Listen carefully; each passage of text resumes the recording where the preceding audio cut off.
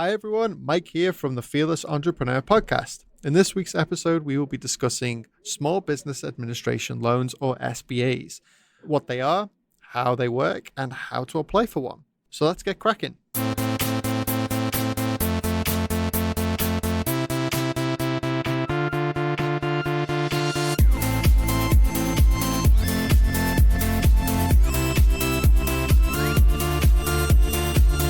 Okay, so guys, what's been the most fear-inducing situation you've ever had with a loan? Oh, definitely for me. I don't have a ton of loan experience, but my one of the things my wife always told me, because being a business owner, we're kind of at the bleeding edge of risk, and she likes a lot of stability and comfort in making sure that our house is never encumbered. So that was her only rule: go do what you do, have fun, take the risks you need to take, but don't ever lose the house. And so that's my fear with a loan, is that they're going to make me pledge my house. If things don't go well, I don't want to lose the house. And so I've had a large, like $650,000 or $675,000 equipment loan for an instrument called an inductively coupled plasma emission spectrometer. I think I might have talked about that in a prior episode, but they wanted us to encumber the house, and that's the only time I did it. By the way, that's just another name for a toaster. Right. Yeah, it's just a really fancy toaster. So that's my fear is, sometimes you're like, oh, do I really need this money? And I'm willing to put my home up to prove it. And if I'm confident enough to deliver. So I think that gets into the fear part, and you got to kind of get your act together and get really confident and really clear on what you're doing, why you're doing it, and how you're going to make money from it before you go asking for a loan, and before you start saying, I'm going to encumber my house to get it. That's my fear. What about you, Matt? Just paying the loan. That's my biggest fear.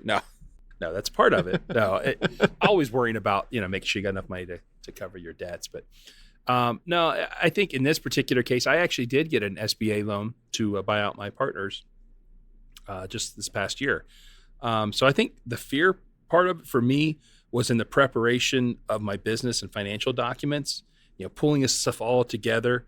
I had heard horror stories about, all the various hoops you have to jump through with the SBA loan process. So I was afraid of that. But if I'm being completely candid, it might even be somebody else judging my business. Here's my financials. Here's what I'm doing. Here's what I'm hoping to do.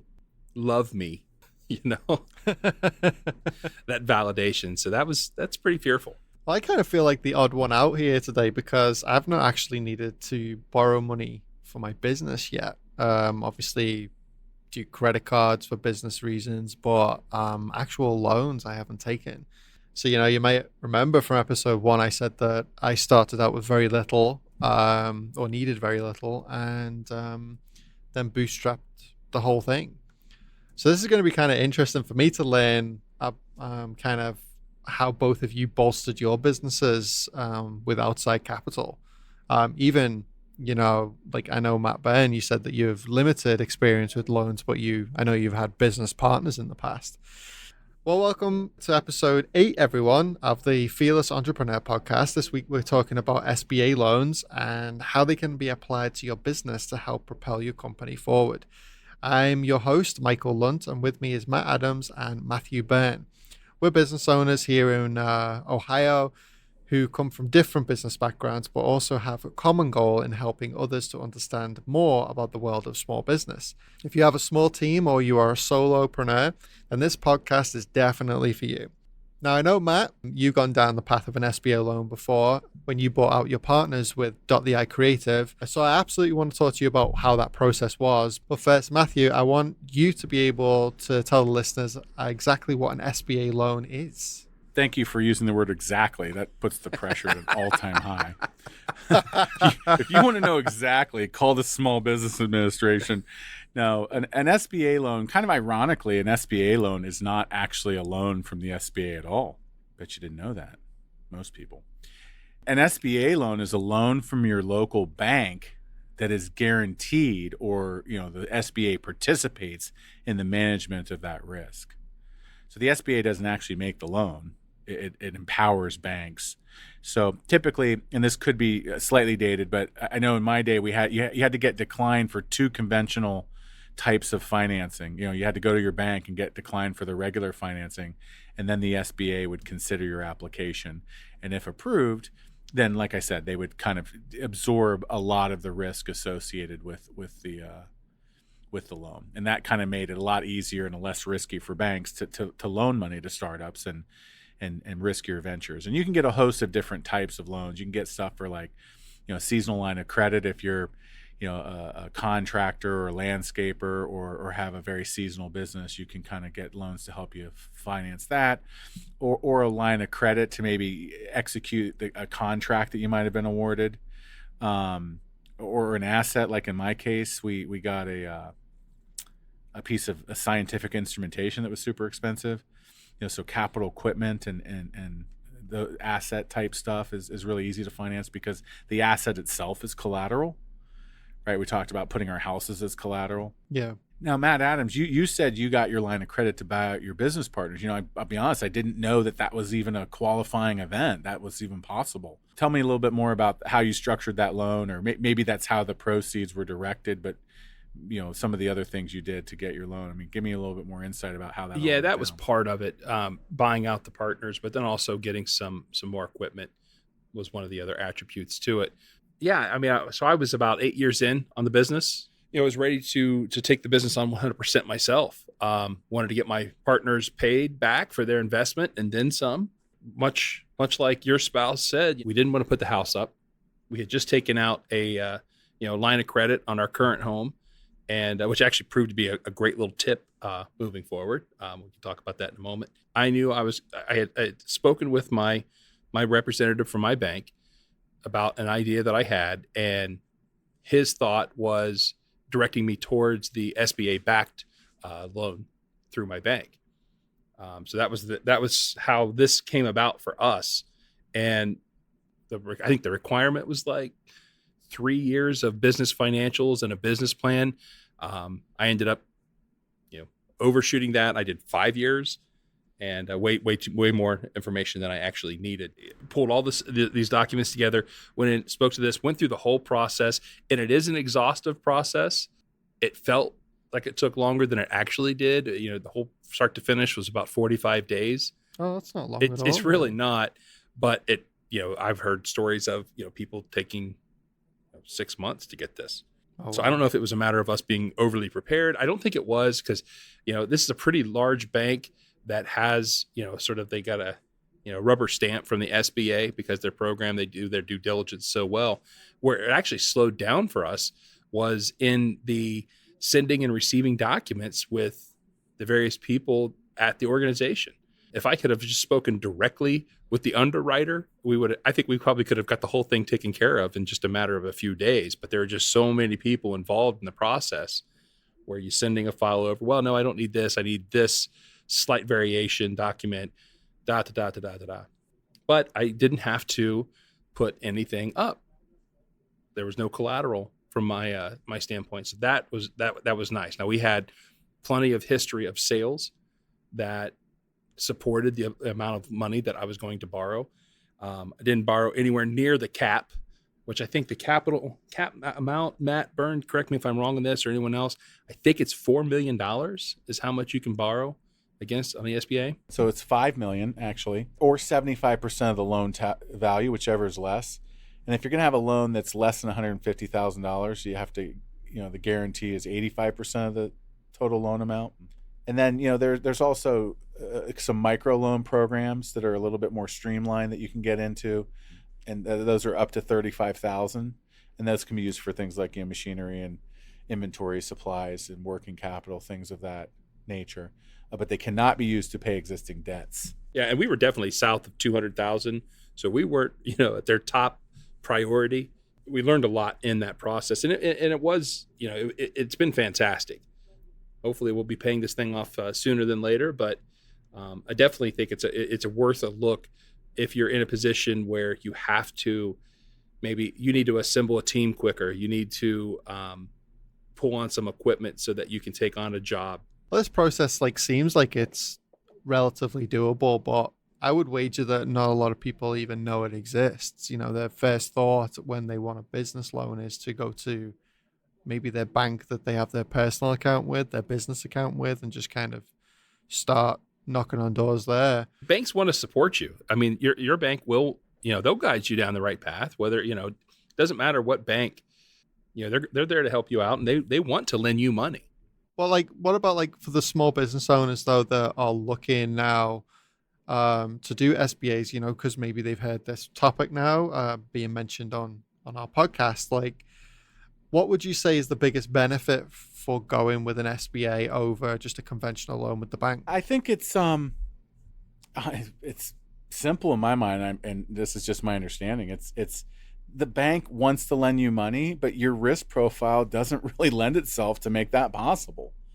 The bank says you don't have enough collateral, enough experience, or enough time in business, or enough anything, and they are the ones who empower or bring the SBA program into play, right? I don't think it's that you go and get your SBA ducks in a row and then jump into a bank. I think it's that you go to the bank and they look at the different mechanisms of financing, and more invariably, small businesses like ours and our startups, like the people who are listening, there's too much risk there for the bank. So they say, hey, listen, I think you're a candidate for SBA. Let's help you go through that. Matt, I'd like to kick it back to you and learn more about the details. You said that process was long and hard. I mean, give me the step-by-step as best you can. I mean, is it applications and meetings and for just what type of information are they looking for? What hoops did you have to jump through? So I started off with my banker because I had no idea. I didn't do any real solid research as to what the process was going to be. I just had anecdotal stories about what I could expect. Before I even met with them, my colleague, my business partner said, look, you need to walk in here with their experience they had with banks and lenders, is you need to hit them with so much information and how you're prepared, and that's going to go a long way. So in our particular case, I did 5 years of business financials, so our tax filings, pulled those together, tabbed them. I mean, organized it. The thing was, the binder was like 4 inches thick. I had my business plan. I had what I was going to do with the money. Sat down, had a lunch meeting with my lender and said, this is what I'm looking to do. And he said, this looks great. Let me pull you in with the guy that handles our SBA loans, because I think that's where you're going to want to be with this. They really handheld through the process with me, which was fantastic. Okay. It was fantastic. In fact, I had mentioned earlier about one of the little tips. It just sort of worked out for us. About a week before I applied for this loan, my wife and I had just finished filling out an application for a home equity line. We were going to do some things around the house, and had we not done that home equity amount would have been a requirement for collateral against the loan. But because those funds were tied up with that home equity, that wasn't a requirement any longer. So a little pro tip there. Don't know if that's something you can actually do anymore, but hey, that was just our experience and thought it'd be worth sharing. Once we got the initial approval to kind of start this process, not approval, that's not the right word for it, but just the hey, let's go down this path. We had an application. The amount of paperwork that I assembled was not necessary, but it certainly made it a little easier for them to approve it by them seeing it. They knew I was serious. The application process wasn't as difficult as I thought it was going to be, but it was the matter of supplying them with various documents. There's even legal implications. Is there anything out there is there lawsuits pending, anything that might prohibit you from being able to pay back that loan? If you're being sued, forget it. Now, in this particular case, I baseless lawsuit to do with the business that I was a part of, my company was a part of. Fortunately for me, in my particular situation, I had the right insurance in place that covered it. So regardless of whether or not there was going to be a judgment levied against the business was covered with insurance and it was going to be paid out. So that caused a little hurdle for us. But we worked through that and got it to the underwriter. They saw that. They got the information they needed from our attorney, and that issue was taken care of. So 45 days later, we were able to get the loan, and the rest, as they say, is history. Obviously, we were talking about the 7A loan program. The 8A loan program is for economically disadvantaged companies. So there's kind of different requirements, kind of accelerated schedules and special programs to help people in that area. And then something I wasn't familiar with that I was researching the podcast, and it's called the a Hub Zone loan. So a Hub Zone, and we'll put some links in the show notes about this. But if you're you got to be a U.S. citizen, 51% owned by a U.S. citizen, in a community development corporation, agricultural cooperative, Native Hawaiian organization, or Indian tribe, and there's a Hub Zone map that if you account for one of those qualifications, you can get a Hub Zone loan. So again, it has easier qualifications, different hoops, and different amounts you can get. And then the disadvantage would be things like women-owned, minority-owned, and things of that nature. So there's different programs based on what your groups look. There's also like an international trade loan. So depending on what your business is trying to do, there's probably an SBA loan program that would help you get money to get your business off the ground. Yeah, especially if as well you are veteran or women-owned business, Native American businesses as well. Or Native American owned businesses, I should say.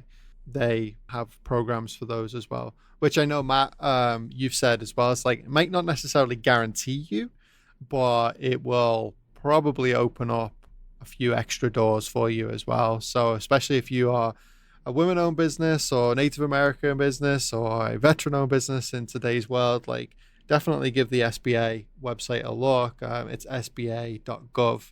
and see what's available to you. And we'll put a link to that in the show notes. And I think your major lenders that are out there, the various banks, they're going to have a portal on their site as well, because they're the ones that are going to be facilitating those loans. And there's some other funding areas out there, funding businesses and opportunities. There's these startup companies. I haven't looked too much into them myself, and maybe our listeners can drop some links in the comments to these other groups. I think there's companies like Cabbage and Upstart. I don't know if you guys had any experience with that. Maybe you could speak to it. But there's other wonderful, maybe crowdsourced loan opportunities that are available as well. I'll also note episode 1 of the Fearless Entrepreneur podcast discussed financing your business. There was a host of ideas in there. I love Matt Adams' suggestion that if you know of other pathways or things that you've accomplished or done, or ways that you've obtained money, be it venture capital, angel investment, bank loans, borrowed, bartered, let us know. Let us leave that in the show notes. We'd love to hear those comments.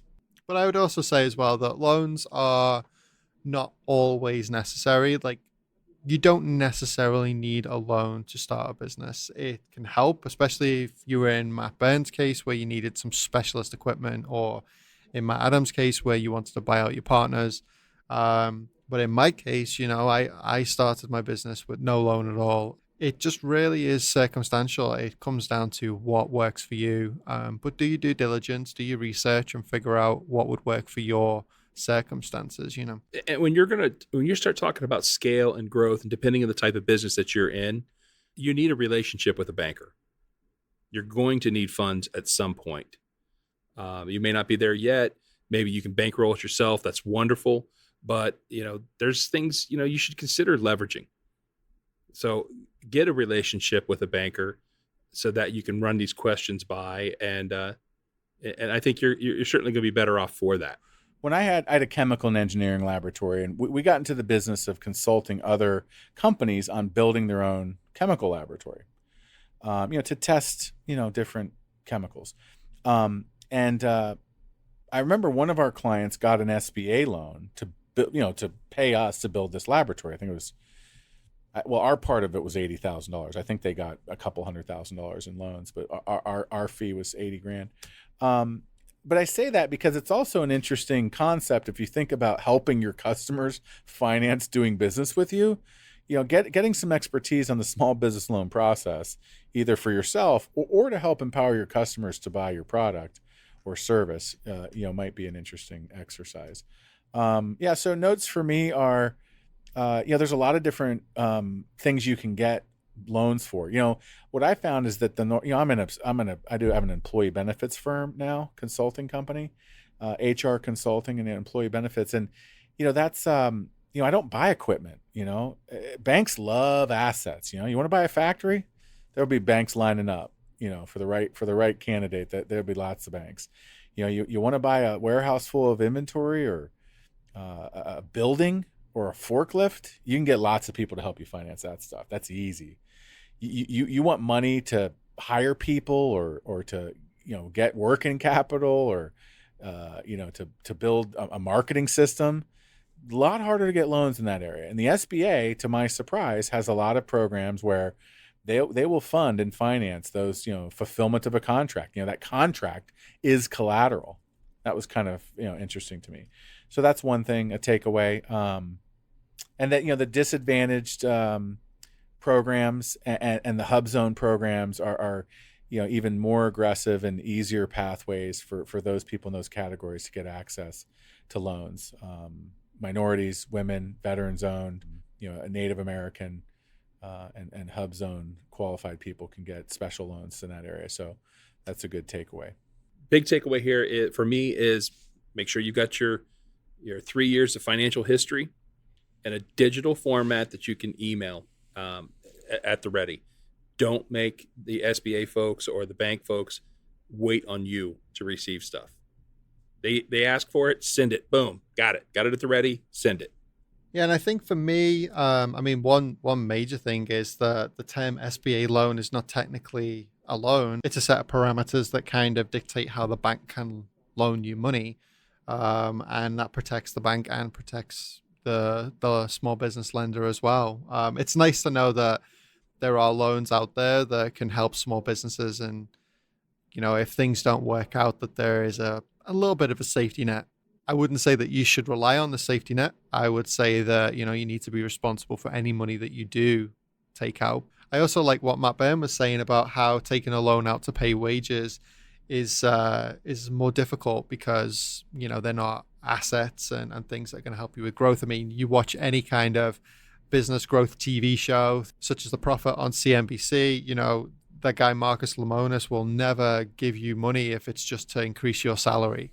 Like, the whole point is to put money into the business to help it grow. So those are really kind of good things to be thinking about if you do want a loan. Yeah, and I just want to add that my experience may not be typical. It may not be what you're going to experience.